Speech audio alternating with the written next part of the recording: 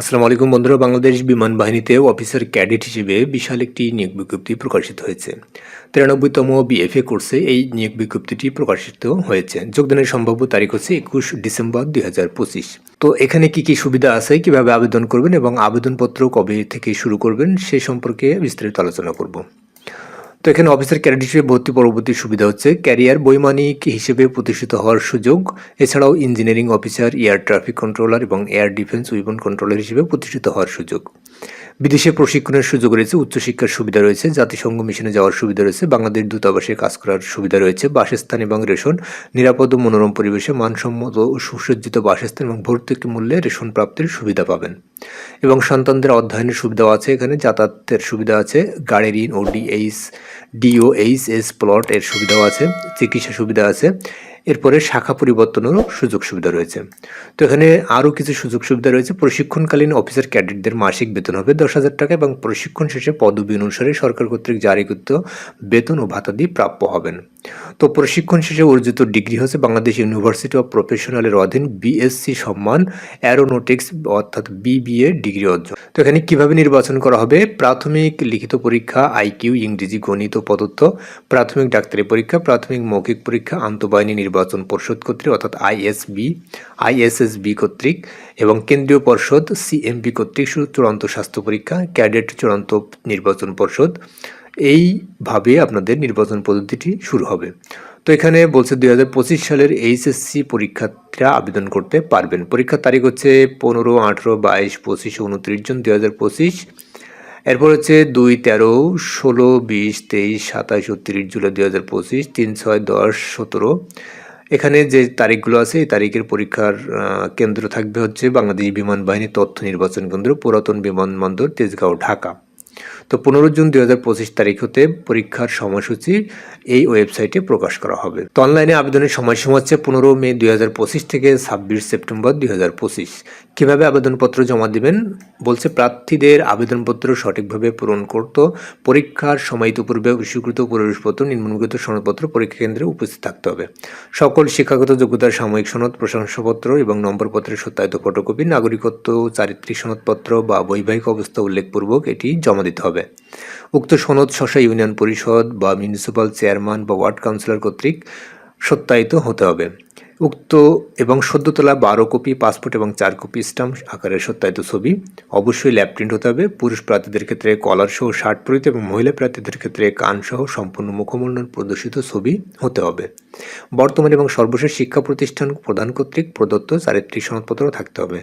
জন্ম নিবন্ধন অথবা জাতীয় পরিচয়পত্রের সত্যায়িত ফটোকপি লাগবে এবং খেলাধুলা অন্যান্য যে কোনো বিষয়ে কৃতিত্বের সনদ থাকলে তার সত্যায়িত ফটোকপি এবং দাবিকৃত সমমানের শিক্ষাগত যোগ্যতার বিষয়ে সংশ্লিষ্ট ইকুইভ্যালেন্স কমিটি কর্তৃক প্রদত্ত ইকুইভ্যালেন্স সনদের সত্যায়িত ফটোকপি লাগবে। তাহলে অনলাইনে আবেদনের সময়সীমা হচ্ছে 15 মে 2025 থেকে 26 সেপ্টেম্বর 2025 তারিখে।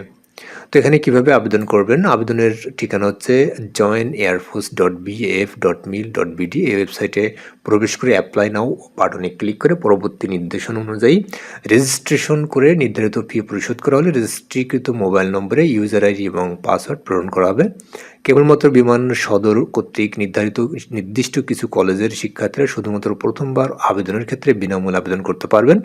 এই জন্য প্রথমে জাতীয় পরিচয়পত্র বা জন্ম নিবন্ধন সনদের নম্বর প্রদানপূর্বক eligible for application without payment অপশনটি ইয়েস নির্বাচন করে কলেজের নাম নির্বাচন করতে হবে এবং রেজিস্ট্রেশন ফি প্রদান পূর্বক আবেদনকারীগণ তাদের কলেজের নাম নির্ধারিত স্থানে টাইপ করে প্রদান করবেন। তো আবেদনকারীকে এই বিজ্ঞপ্তিতে উল্লেখিত পরীক্ষার তারিখ, স্থান সময়ের মধ্যে যে কোনো একটি তারিখ ও স্থান নির্বাচন করে আবেদন করতে হবে এবং এটি ক্যাডেট কলেজের জন্য প্রযোজ্য নয়। তবে যশোর ও চট্টগ্রাম কেন্দ্রের প্রার্থীগণের পরীক্ষার তারিখ পরবর্তীতে বিমান বাহিনীর ওয়েবসাইটে প্রকাশ করা হবে এবং কোনো প্রার্থী নির্বাচিত তারিখ বা স্থানে উপস্থিত হতে অপারগ হলে বিষয়টি পূর্বেই সরাসরি পরীক্ষা কেন্দ্রে জানিয়ে পরীক্ষা গ্রহণের জন্য নির্ধারিত পরবর্তী যে কোনো দিন উপস্থিত হয়ে পরীক্ষা অংশগ্রহণ করতে পারবেন। রেজিস্ট্রেশন সম্পন্ন হলে প্রাপ্ত ইউজার আইডি এবং পাসওয়ার্ডের মাধ্যমে লগ ইন করে অনলাইনে আবেদনপত্র পূরণ করতে হবে এবং পূরণকৃত আবেদনপত্র চূড়ান্তভাবে সাবমিট করার পূর্বে আবেদনকারীগণকে নিরীক্ষণের সুযোগ পাবেন এবং কেবলমাত্র আবেদনপত্র প্রদানকৃত তথ্যসমূহ সঠিকতা সম্পর্কে নিশ্চিত হলে তা চূড়ান্তভাবে সাবমিট করবেন। তো চূড়ান্তভাবে আবেদনপত্রটি সাবমিট করা হলে আবেদনকারীগণ আবেদনপত্র পরিবেশপত্র ডাউনলোড করতে পারবেন এবং যে কোনো বা কোনো আবেদনকারী মোবাইল নম্বরে ইউজার আইডি ও পাসওয়ার্ড না পেলে 24 ঘন্টার মধ্যে তা এই যে হেল্প ডেস্কের যে মেল নম্বরটি দেওয়া আছে এখানে আপনারা অবশ্যই মেল করবেন। তো আবেদন করতে কি কি শিক্ষাগত যোগ্যতা লাগবে বলছে জিডিপি, এখানে উভয় পরীক্ষায় বিজ্ঞান শাখায় ন্যূনতম জিপিএ 4.50 এবং পদার্থ গণিতে ন্যূনতম লেটার গ্রেড থাকতে হবে। এরপরে ইঞ্জিনিয়ারিংয়ে উভয় পরীক্ষায় বিজ্ঞান শাখায় চতুর্থ বিষয় ব্যতীত ন্যূনতম জিপিএ 4.5 এবং পদার্থ রসায়ন ও গণিতে ন্যূনতম গ্রেড এ থাকতে হবে। এটিসি বা এডব্লিউসি উভয় পরীক্ষায় বিজ্ঞান শাখায় ন্যূনতম জিপিএ 4.50 এবং পদার্থ গণিতে ন্যূনতম লেটার গ্রেড থাকতে হবে। তো অন্যান্য যোগ্যতা হচ্ছে বাংলাদেশের নাগরিক হতে হবে, অবশ্যই অবিবাহিত হতে হবে, বয়স 16 বছর 6 মাস হতে 22 বছর হতে হবে 21 ডিসেম্বর 2025 তারিখে।